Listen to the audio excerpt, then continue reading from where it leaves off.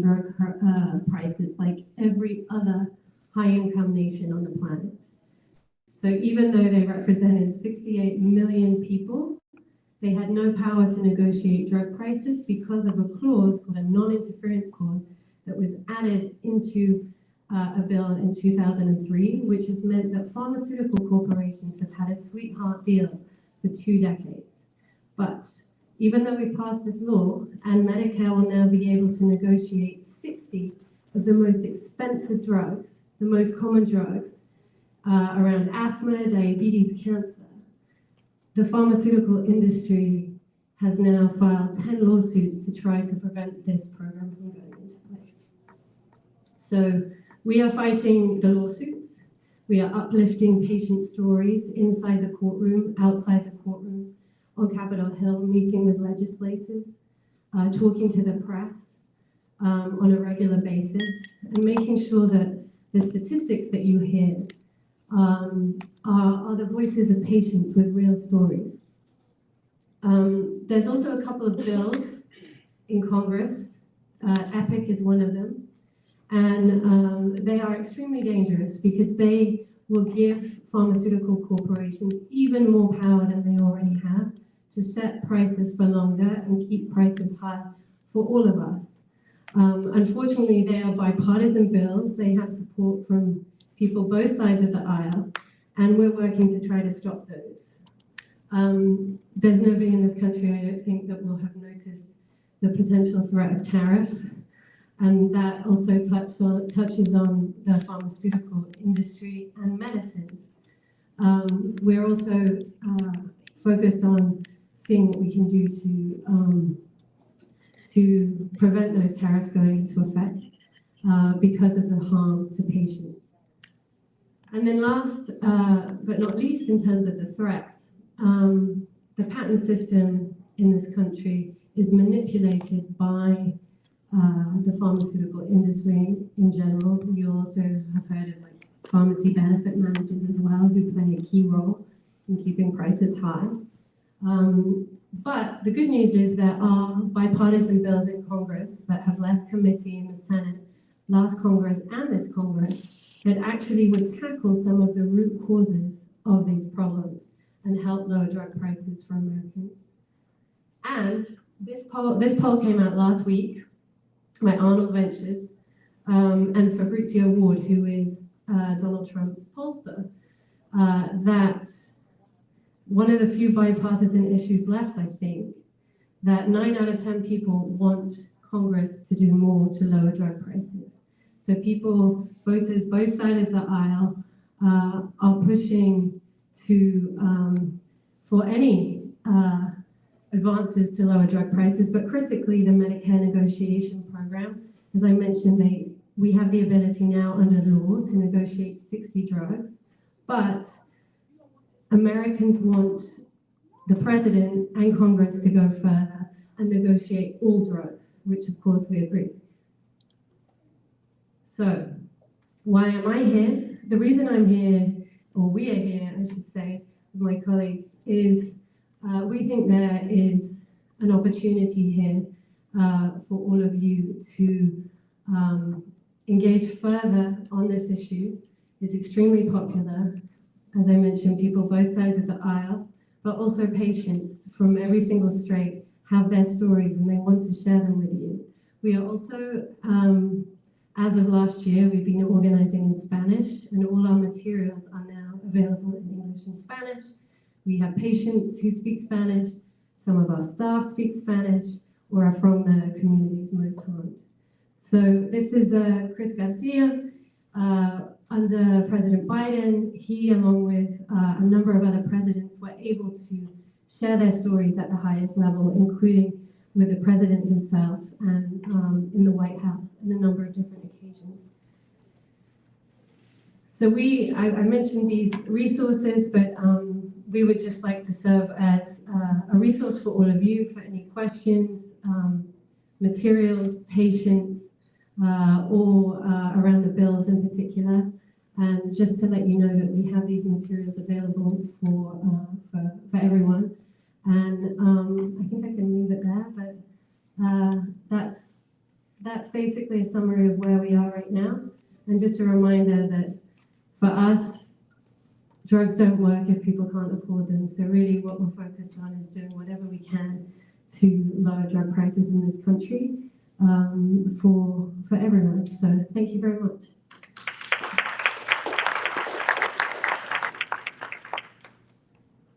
I don't know if there's any questions.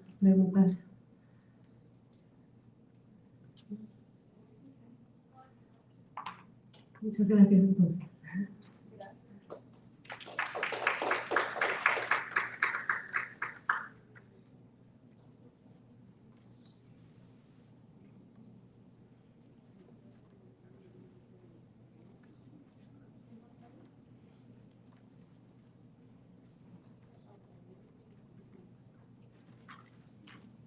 Actually, I did have one question for you, Meredith, which I think will help a lot of our publishers, is in finding not just the resources, but the people, the stories. You know, the human beings, that's what makes them impactful. For these cases, and this is something that could bring a resource to either you would help them, or if they have someone and then connecting with, but explaining what's going on in the situation. Is that, how does that work? Is it you meeting them, or they bringing someone to you? Maybe I can just, so we have, So imagine like that map. We have patients from all over the country who are already trained to share their stories. They're sort of press ready. So if you're writing a story, or you know someone who wants to cover a story, there's a good chance that we have a patient not just from generally, but from potentially even to the district level. It may not be true entirely across, yet in Spanish. We have more and more stories in Spanish. You can see the stories in Spanish also on our website. And the 37,000 stories includes those. They're in English and Spanish. And if you wanted to connect with a patient, if we hear from like the New York Times or the Wall Street Journal or some of the very specialized drug pricing reporters. So we have those resources as well. But we're looking to increase the opportunities and coverage of this issue because of the communities that we are connected to. I think we have. Along those same lines, can you share an example or a case use where other publications have done this successfully that we might be able to replicate? Great question. So for example, let's take a New York Times reporter. They would contact Emma. Emma is our Director of Communications over here, and we have Alejandra, who is our bilingual specialist, digital specialist. So all of our materials now are also in Spanish, as I mentioned. So they will contact Emma and say, look, I'm writing a story on a particular drug, or I'm writing a story about the tariffs. First of all, it could be, hey, we would like to interview you about what you're hearing from your community, because we hear from patients every single day who are like reaching out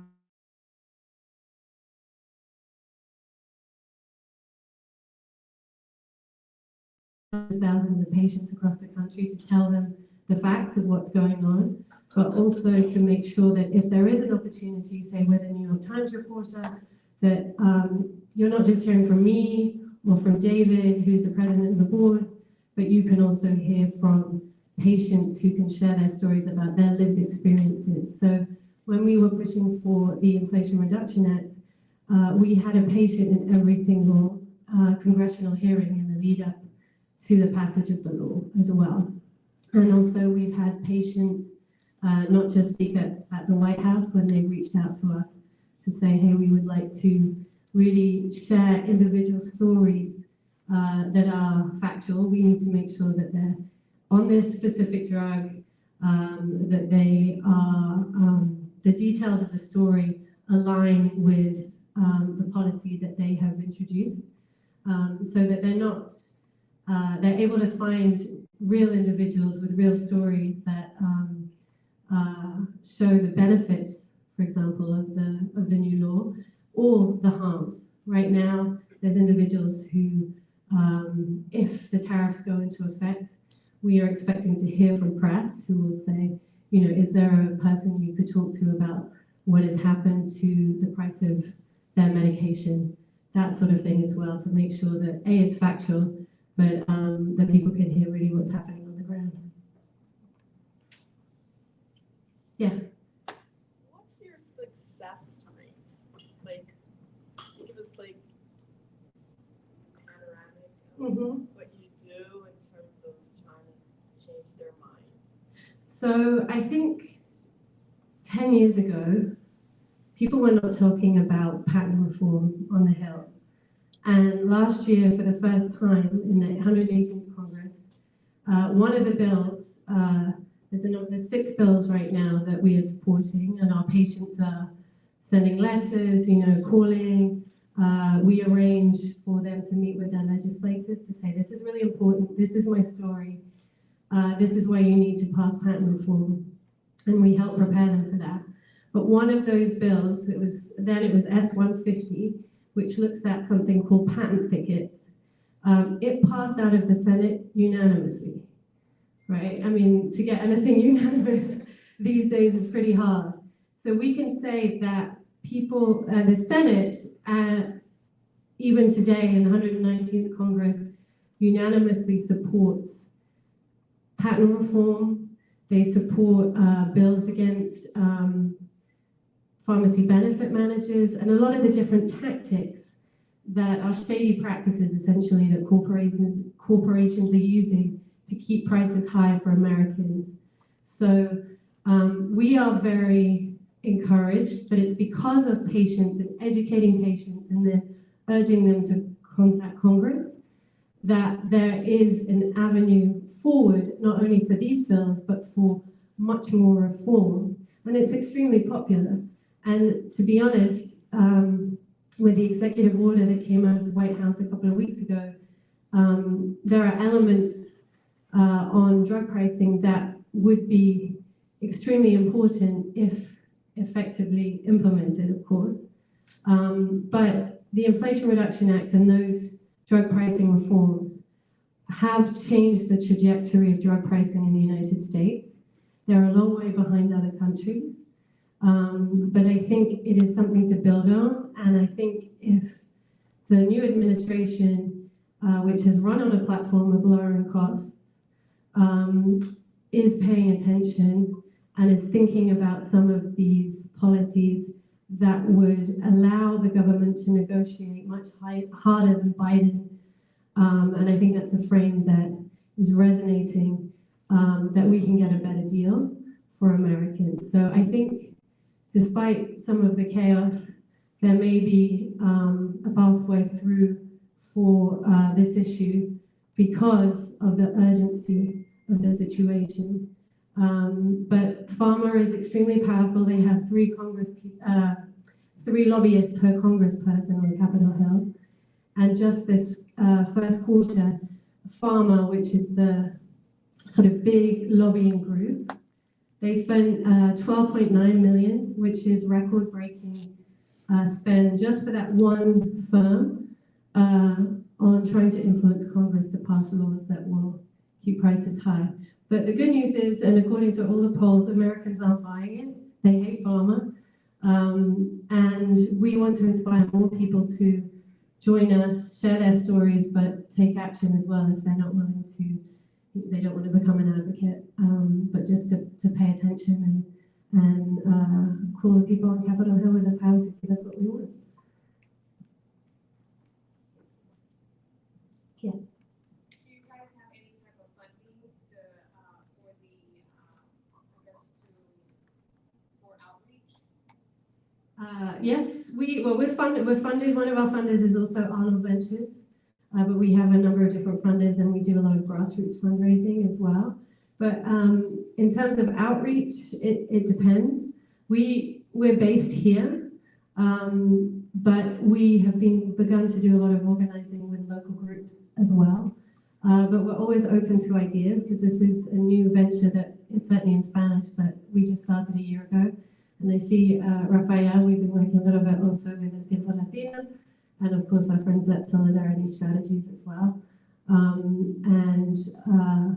We're just getting started. So if you have ideas, we are very open. Yes. Well, just to kind of add to that, so as an industry, we just finished the first national study in the last decade, like of who we are and who we reach and who reads our publications and all of that. And what kind of news and information that they're looking for in healthcare is the number one topic.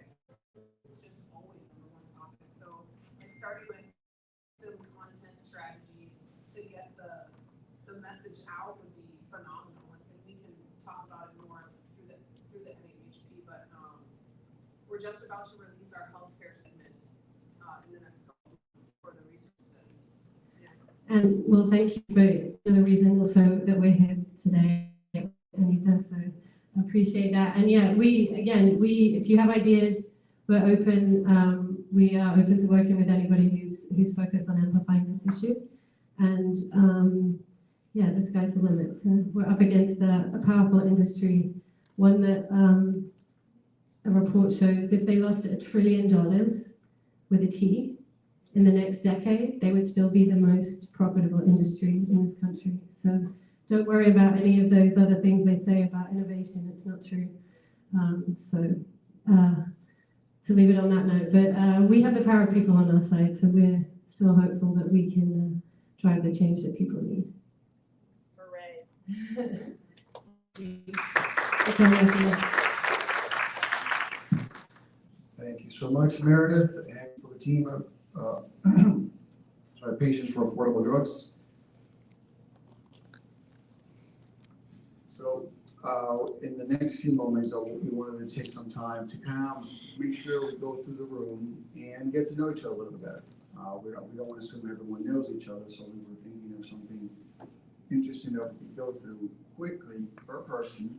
It would be, what's your name, what's your title, and your publication. But if you could give me maybe a one-liner. Why are you here in this? Why are you in DC with us? Like, what was the reason to make you say, I will be there?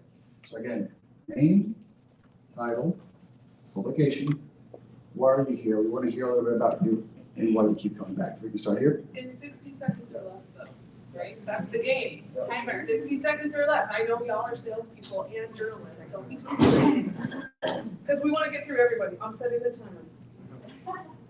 Good afternoon. My name is Oscar Quintana. I am the publisher of the Americano newspaper in New Jersey. El papá de los pollitos. Thank you. Oh, you said 50 seconds. El papá de los pollitos because I was the first one in the area where I'm working, in New Jersey. The reason I'm here is I came for the dollar sign from the work that they do. Hopefully we get some more dollars this year, because last year we did good. This year we got to do better. Thank you. Yes. With everybody's help. Hello, my name is Fabiola Galvez. I'm from Nahp Bonita Magazine, CEO and founder. I live in San Diego, and I came here to learn and to connect with you guys. Hi, my name is Yvonne Martinez. I'm with Bonita Magazine. I'm director of content, and I'm here because I wanted to learn more about how to get the shortcuts and all the perks that we could get from the experienced people and to better serve our community.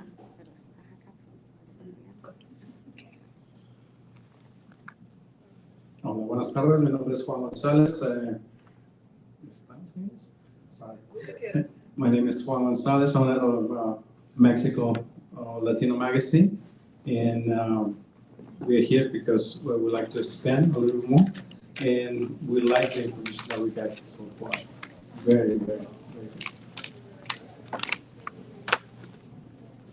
Hello everyone, my name is Sonia Oliva. I'm the owner and CEO of Negocios Hispanos USA magazine. We distribute this magazine in all New Jersey and some areas in New York. And we are here to learn more about how can we get more resources to expand our business. Thank you. Hello, everybody. Hector Felix with the local Spanish newspaper out of Southern California. I came to represent and show support to the National Association of Hispanic Publishers, and also to talk to my Congressman, Pepe Aguilar from Riverside County. Make sure he knows about the good work we're all doing. Make sure you get county support. Thank you. We can meet with him tomorrow. He's coming to see us tomorrow. Oh, really? Yeah. Hello, everyone. My name is Celia Bordiano. I'm the publisher of the Beyond Borders Gazette, which is a binational, bilingual, 100% English and Spanish publication that's been in circulation for 9 years. We launched a second publication, Imperial Valley Insight, which is a local paper in Imperial County. That's been in circulation for about 6 months. And we're about to launch a third publication, which is an industrial directory for the whole Cali Baja Nica region. So the reason I'm here is to connect with you, to learn about all the opportunities that might be for us, because now we're living a very difficult time, right? So it's important for us to learn everything available out there to survive. So nice to meet you, and have a great day. Hello, good afternoon, everybody. My name is Fatima Velasquez, and I represent Ecuadorian, Poder Ecuatoriano USA in the tri-state area of New York City. And also, I am here with my partner, which is Rosana. She's going to be doing that later on.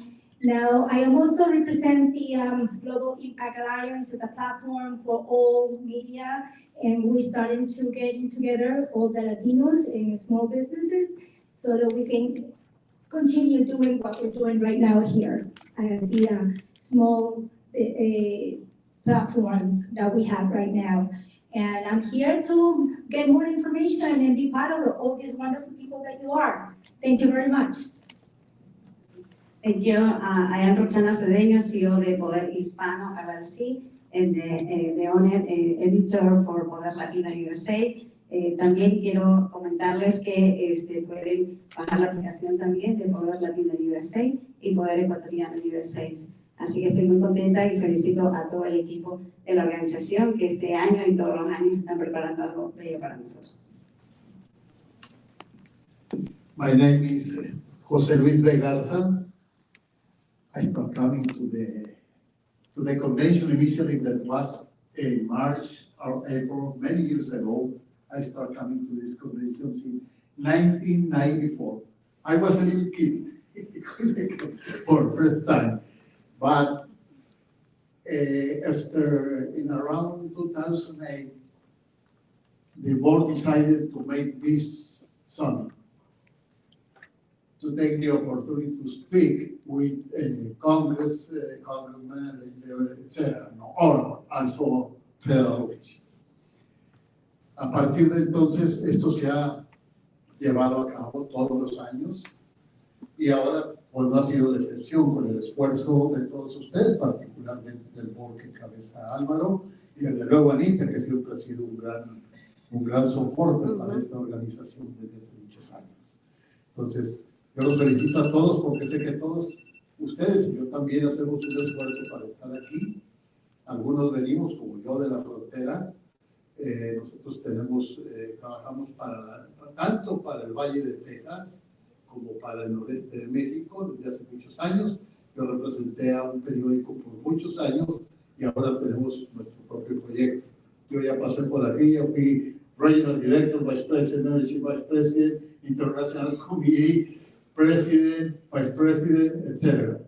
Gracias por venir. No soy nadie para decirlo, pero sí para reconocerlo. ¿Y cómo se llama su periódico? El Debate X o Debate X. Gracias, Anita. Good afternoon, everyone. My name is Zulay Montejero. I'm with El Tiempo Latino here in Washington, D.C. We are a media company that owns a newspaper in Boston, and we are a national media company as well. I've been with El Tiempo for 34 years. I started MHP about the same time that this young gentleman next to me. I'm probably myself and him are the oldest ones here as a participant of MHP. I've been coming since 1994, supporting MHP. I have a full knowledge of NHP. They're a wonderful organization. I'm here today because I love to support this organization, and we need to keep it going. Thank you. Buenas tardes, mi nombre es Nancy Martínez, colombiana, vengo de Carolina del Sur, representando el medio In South Magazine. Gracias. Hello everyone, my name is Gisela Elhaj. I am the editor-in-chief of In South Magazine. And I came last year and I think like I took a lot of information. I learned so many things that I was able to apply in my territory. And I also believe supporting, all of the different publishers and all of the different Latinos newspapers and that we can be here and represent the Latino community in one of each of the cities that we represent as media outlets. Thank you. Hello everyone, my name is Marco Porras and I represent Segunda Mano Magazine out of Phoenix, Arizona, as well as Más Vale Saber. It's a marketing agency that works with the Department of Education. And I came here today to learn how to actually get involved and drive policy change, not only for us Hispanic media, but also in education. Hola, ¿qué tal? Yo soy Carla Ramón de la revista Azul 615 de Nashville y vengo primero porque fui a la conferencia de Chicago, era la primera vez que tuve contacto con la NAPH y me gustó mucho la camaradería y vine a esta reunión de Summit because the more the merrier. Si somos más, vamos a tener más leverage to talk with the government. Hola, buenas tardes. Mi nombre es Jorge Iturralde. Yo comencé mi publicación en 1998. Soy miembro de la Nahp desde 2004, pero me salí un poquito, ya regresé. La razón por la que estoy aquí, el año pasado vine con ellos mismos a hacer y aprender acerca de la transición de impreso a digital y en esto he andado. El año pasado nos fue muy bien, gracias a Evelyn y a la ayuda que nos dieron y espero que este año sea mejor. My name is Virginia, by the state of Virginia. I am editor of Hoy and Delaware newspaper, and my reason to stay here is to share our experiences with the newspaper and learn from all of you. Hola, buenas tardes. Mi nombre es José Somalo y soy el publicista de Hoy en Delaware. Cubrimos todo el estado de Delaware. Yo creo que llevamos perteneciendo a la asociación desde, yo creo, 2008, algo así.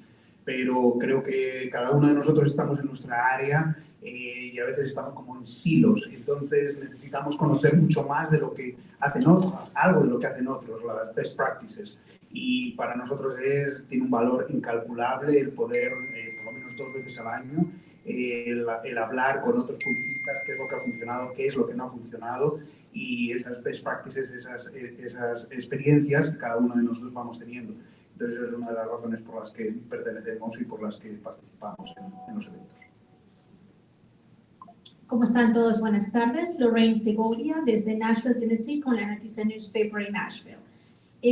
Repito y estoy de acuerdo con todos, estoy aquí para aprender, no solo de ustedes, de cada uno de nosotros, sino también de, en alguna forma, inspirarnos para saber cómo enfrentar estos, digámoslo, momentos difíciles que estamos viviendo como comunidad en general y, por supuesto, nuestras comunidades. Y también apoyar a la entidad y aplaudir el trabajo que están realizando. Gracias.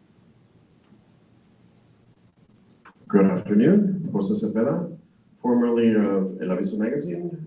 I'm now partner at Cepeda Digital, and I'm here because we're launching a new publication in Orange County, California, called Aviso Community. Matt Pierce, Policy Director, Rebuild Local News. Alvaro, been a long-time supporter of our organization and a believer in us, and we're a believer in NAHP too.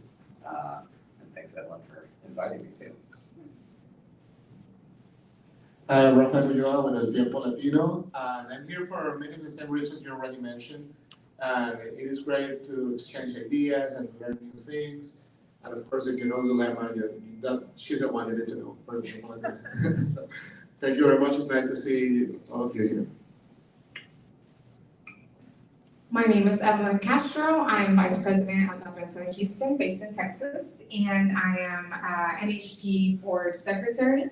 I come every year since I started at the NHP. It's been a learning experience. Every year is something new, and every year is more motivating to come the following year, mostly because we keep learning new avenues of revenue and just overall how to, butt into the White House. So it's been an adventure for us, and it's been fun, and especially to see new faces and to see the same faces from the NHP, it's very motivating. And so I thank you all for coming. And yeah, my newspaper in Houston, it's also print, social media, and digital.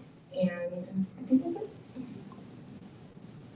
You guys, congratulations. We didn't have to kick anyone off the mic. A couple of you came close. I was thinking about it, but we let you get away with it. Anyways, so Anita Grace, I've met most of you. I also have a background from publishing. I helped launch La Voz Arizona and TV Mas magazine in Phoenix. Today, I am your national sales rep for going on 12 years now for the NHP. So it's my job to get us a seat at the advertising table so that we can represent you guys as an industry, but they don't want to give us a seat if we don't have you guys here. So if you guys don't show up, then they don't really believe us that we actually have an audience. And so the last thing I just want to do before I give the mic over to Alvaro, we introduce our next speaker, is I just want to let you guys know, I'm sure a lot of you do, but the amount of time and dedication and their own resources that your board of directors puts into the NAHP, I'm on the phone with them daily, almost all of them, almost every day, to the point where we're all pretty good friends now. But if you just give your board members a round of applause, because they really give a lot of themselves and their own resources. Yeah. It's very kind of you, Anita. Thank you for that. So now that you've been doing some networking, we did some formal introductions. Please do keep, again, meeting new people or reconnecting with some others that you've been to in a while. This is why we're here.